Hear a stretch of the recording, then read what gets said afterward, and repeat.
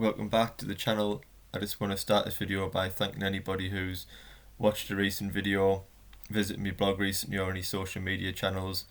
I've thoroughly started doing the player interviews. It's something I've always wanted to do, and it's been very interesting to sort of hear about the struggles of ITF tennis and just players' opinions on different tennis topics. So I hope everybody's enjoying watching them. I have got more player interviews lined up for later this week and next week, so they'll be going on the channel very soon. But I also want to thank any players or people that have done interviews with me so far. I appreciate them giving up their time during lockdown, and as I say, I'm thoroughly enjoying doing them. Today's video I'm going to be answering a few people's Twitter questions. It's something I thoroughly enjoy doing because it just allows me to talk about tennis for as however long it takes. But yeah, so kicking off the video is a question from John, and it's: if you could change one rule within tennis, what would it be? I had to think quite long and hard about this because there's not a lot of things I would change within tennis, but if I was pushed to change one thing, it would be the let rule. I've never sort of been a fan of the let rule for a couple of different reasons, and the first one's being if the ball's sort of travelling towards the service box, and if it wouldn't land in the service box without the net being there, you can sort of flick off the top of the net and completely change direction or trickle over the net and land in the service box, meaning you get a first serve back. And I just feel the servers have already got such an advantage, and it's so harder for the returner to break serve that it just sort of gives the server more advantage. As I say, the ball can completely change direction sometimes when hitting off the net, and it wouldn't have went in the service box without the net being there. So I just feel it's a bit of a strange rule sometimes, and also I feel it disrupts the flow of the match. You know, I've seen matches sometimes where you're getting 2 or 3 let serves, and even though the point doesn't start, you're still back to square one. They've still got a first serve, so it just sort of sometimes take too long to play out points, and it can sort of disrupt the sport sometimes. But it's not a massive thing. But if I was to change anything, it probably would be the let rule. I think as soon as the ball hits the net and the date's a fault, the point hasn't started, and you should just go down to second serve, in my opinion. But yeah, there's not a lot of things I would change within tennis. But that would probably be it if I was to pick anything. Another question from John is: which Brit do I see winning a major? Murray, Konta or others? I'm going to stay away from Murray and Konta in this question because I just feel like they're the sort of go-to easy picks. Starting off with the women's draw, it's worth saying about both the men's and women's that I think we're in some of the best eras that we've ever seen in the game, and the level at the top is up there consistent and massively high, and seems to be getting better and better all the time somehow, and it's incredibly difficult to break through into the top 20 or 30 players at the moment. And as I say, the level is just that high. It's certainly a difficult task to win an event, let alone a Grand Slam. But Britain has got many young players coming through. When you look at the likes of Katie Swan and Harriet Dart, Amareru Kanu, Jodie-Ann Burrage, but obviously it's a monumental task to sort of win Grand Slams when you've got the amount of players at the top that we have, and the tennis that they're producing is just crazy at times. So it is a very difficult task to sort of dethrone those champions. But if I was to look at a British women's player coming through, not coming through, but a British player that I think could win a Grand Slam title, it probably would be Heather Watson. I think she's been very unlucky throughout her career with injuries. She's always picked up injury setbacks.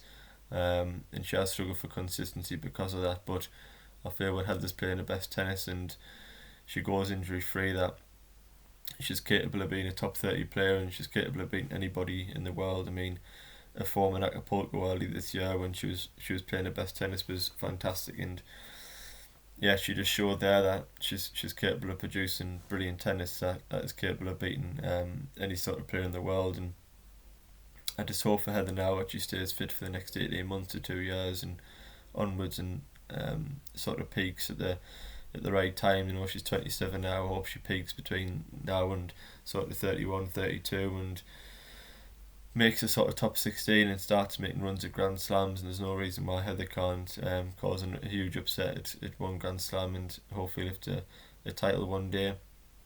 Moving on to the men's draw, and again, it's incredibly difficult to see anyone like a Dan Evans or Kyle Edmonds or Cam Norrie winning the Grand Slam. I mean, I've just named three incredible tennis players, but when you've got the likes of Djokovic, Wawrinka, Nadal, Federer, team at the top, I mean, to beat two or three of them players at a Grand Slam event is nigh and impossible. I mean, you're doing well to win a set off them, let alone beat three of them over a 5-set match is sort of an incredible task that I just don't think our players are up to quite yet.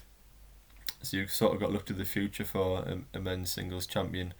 And Jack Draper's a young British player who's done very well in the junior circuits, and he's doing well on the ITF tournaments now, and he's still just 17-year-old. So I mean, it's very difficult to say what he'll come to when he's in his peak years. But he's a player that's promised a lot on the junior circuit, and if he can sort of get the right coaching team around him, be consistent, continue his love for tennis, and continue to work hard, there's no reason why Jack can't make major moves later on in his career on the ATP circuit, and hopefully he's a future Grand Slam champion, because it's important that Britain sort of has these role models and flag bearers for British tennis that people look up to, in particular young players. We want them watching players like Jack and Amaradu Kanu, and then that's why they pick up tennis rackets.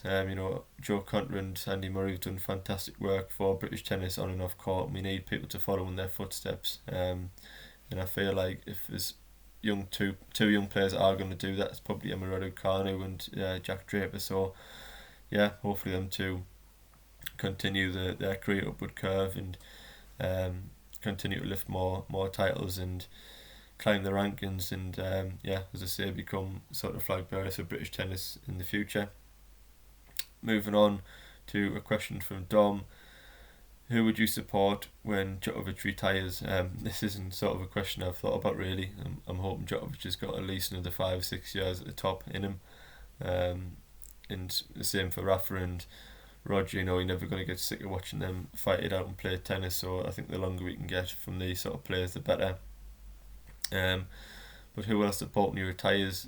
I do like Borna Coric. He's probably my favourite player other than Djokovic. I mean, I remember watching him when he was 18, 19 coming through, and he struck me as a Djokovic type in his game style and his mentality, and although he hasn't sort of kicked on with his career yet, he has struggled with injuries and consistency because of that over the past year or two, and he's fell down the rankings now. But I think he's shown he's certainly got quality there. He's got a good solid all round game. And I think Bourne is a player that could peak later on in his career like Djokovic has, so he's certainly a player I'll be following for his career. And on the women's circuit again, I'm a fan of a lot of the players. I like all the next gen coming through. I think they're all superb to watch. They all bring different things to the sport. And you get a lot of 50-50 matches, really high quality matches in the women's draw, so you just sort of look forward to every match really in every WTA event. But obviously I'm a fan of British tennis, and I support all the British players in every single tournament, so I'm never going to lack for players, because I think we've got an exciting time ahead for British tennis. We've got lots of young players coming through, starting to make moves, particularly on the ITF circuit, but there's a lot of climbing the rankings and winning ITF tournaments, and I think a few of our players certainly have bright futures within the game, and the players that I will support throughout their careers. So moving on to a question from Anna Popescu, a young British player. Would you like to see more team competitions introduced, e.g. the Labour Cup, Davis Cup, to engage more people in the sport? I think this is certainly a great idea really.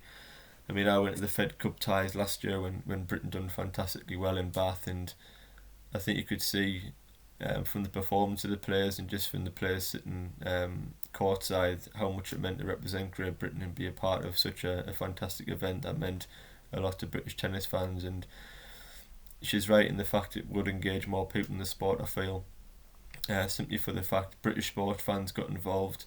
You get a lot of British team events when you look at an England cricket team and England rugby team, football team, and people like to support Britain as a nation in sport events and see them fighting it out. And I think if we get more British sort of teams events going to compete against other countries, it attracts a whole new audience. As I say, it attracts the casual sport fans. It involves more countries that perhaps don't get tennis coverage and also attracts a younger audience. When I went to Bath, there was a lot of youngsters in the crowd, which I thought was fantastic to see. Um, and just getting them familiar with the names like Katie Swan, Harriet Dart, Katie Bolt, Moretta Kanu, who were going to take the torch off the likes of Conter and Murray.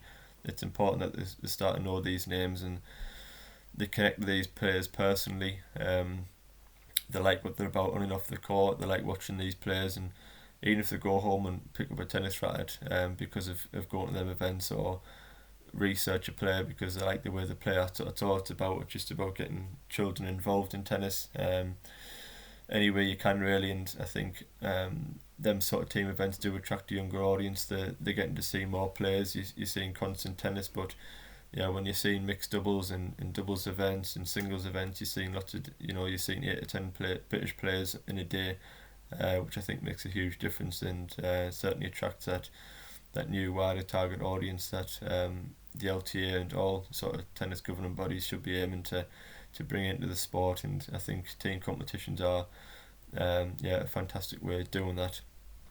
So hopefully I've answered that question well enough. Moving on to a question from Nigel: who will this break favour? I don't think the break will sort of favour any specific players, but I think if it's going to favour a sort of group of players, I think it would be the next gen men, mostly. I think when you look at the last 8 Grand Slams that Djokovic and Nadal have won, you sort of get the consensus that the media, the public, and even the players themselves go into every single Grand Slam picking between Rafa and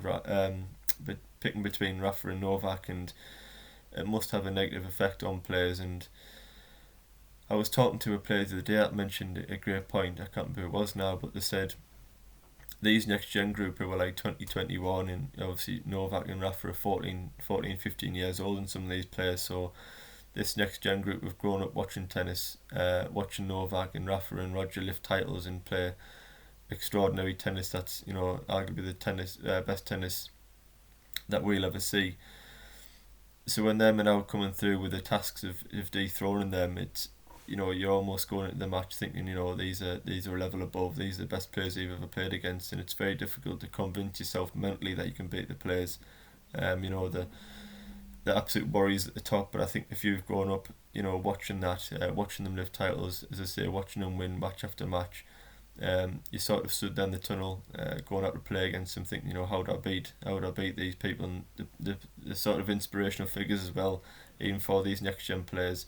And I just think it'll be very difficult from their point of view to convince themselves that they can beat these champions. But I think the schedules now in tennis they're obviously filled. They basically play all year round, so you don't really get time to reflect on performances, and look back on performances and think, why did I not beat Rafa then? Why did I not beat Novak? What did they change during the match to ensure they beat me, and what could I have done better? You don't really get time to do that anymore in tennis, but this break has allowed you to do that. So I think although it's important obviously that you maintain your physical strength and stamina, and upkeep your body. Obviously, I think it's also mentally that I hope the next gen group have sort of watched matches back and analysed and thought, what could I have done differently there? What can I learn from Novak and Rafa? And I think it's always just about breaking the trend. If say Tsitsipas can come through and win the US Open, then it gives Medvedev and Zverev confidence to think, right, if he can do it, I can do it. And it's just about someone breaking that trend, someone beating Rafa and Novak in the final from the next gen group that might just blow the sport up. And I think it was again another player interview. I've done quite a few now, so I forget who said this, but they said Rafa Novak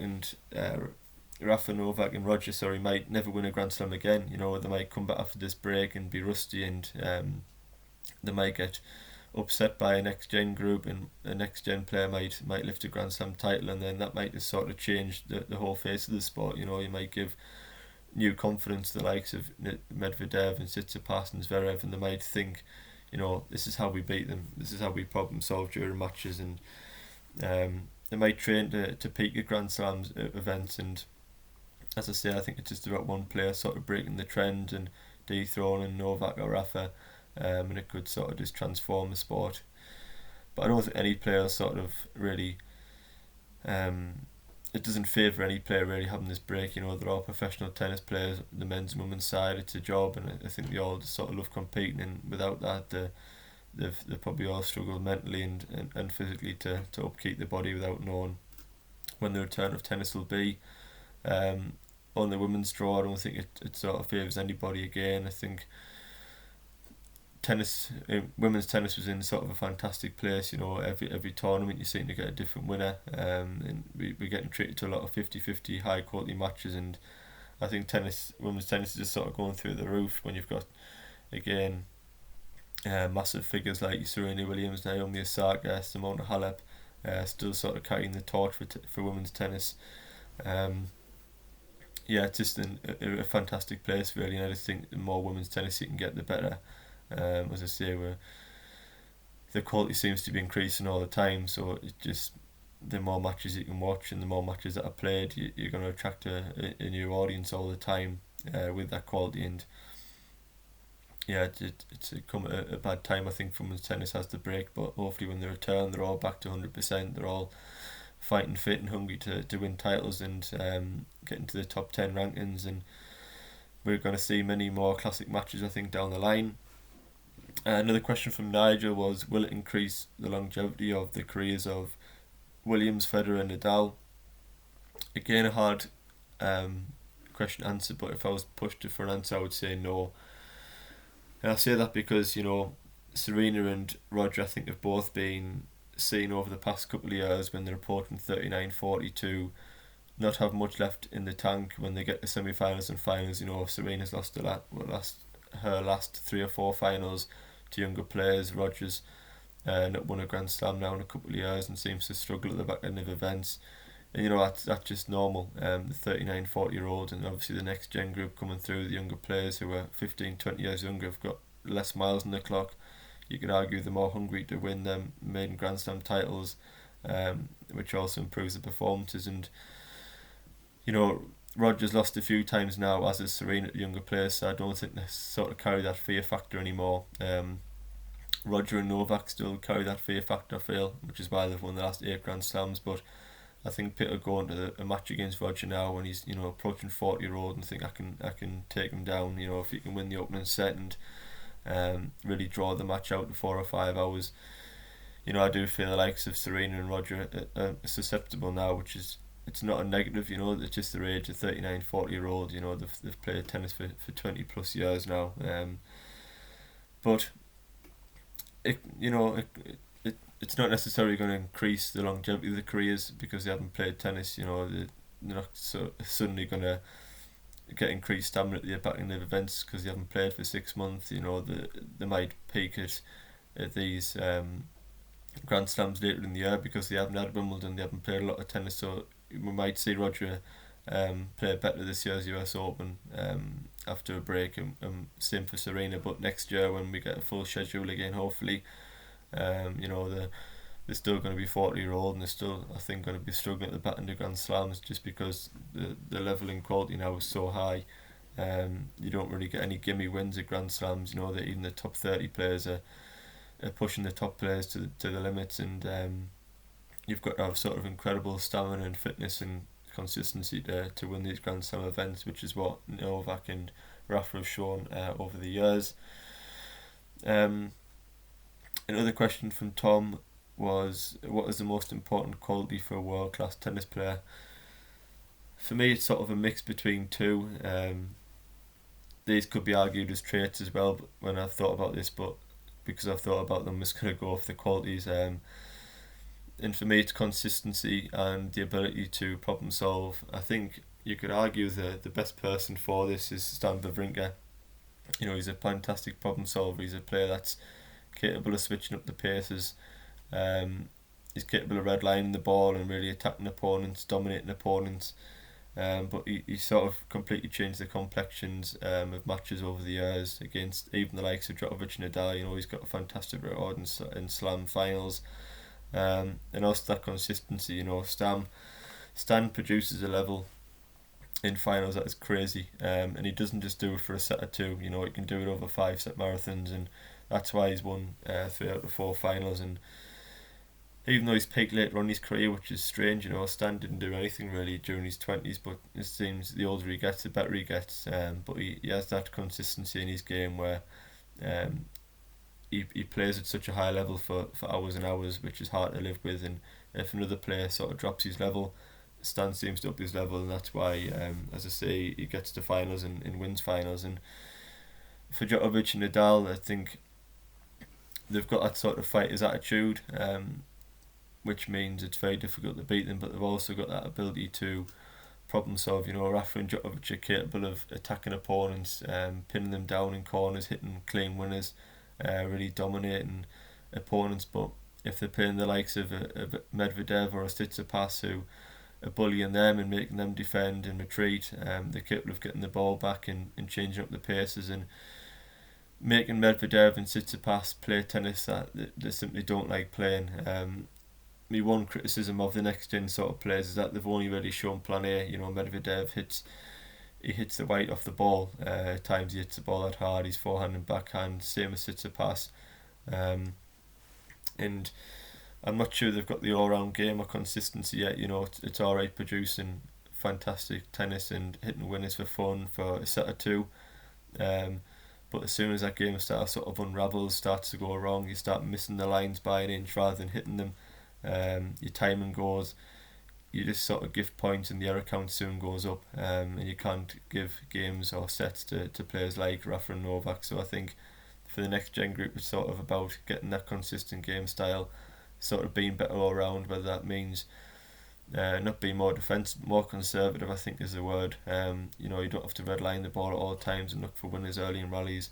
It's so hard to hit winners against the likes of Djokovic and Nadal, and I just feel sometimes the more conservative game style might fare them better. It might keep the error count down and make sort of Djokovic and Nadal work harder to win points in games. And if you can drag them into a fourth and fifth set, then perhaps you can get over the line against them. But yeah, that for me is the massive thing for the next gen players to sort of get that consistency within the games, and have different game styles, different plans, A's and B's, and change game styles during matches to suit the momentum and to change the momentum of matches.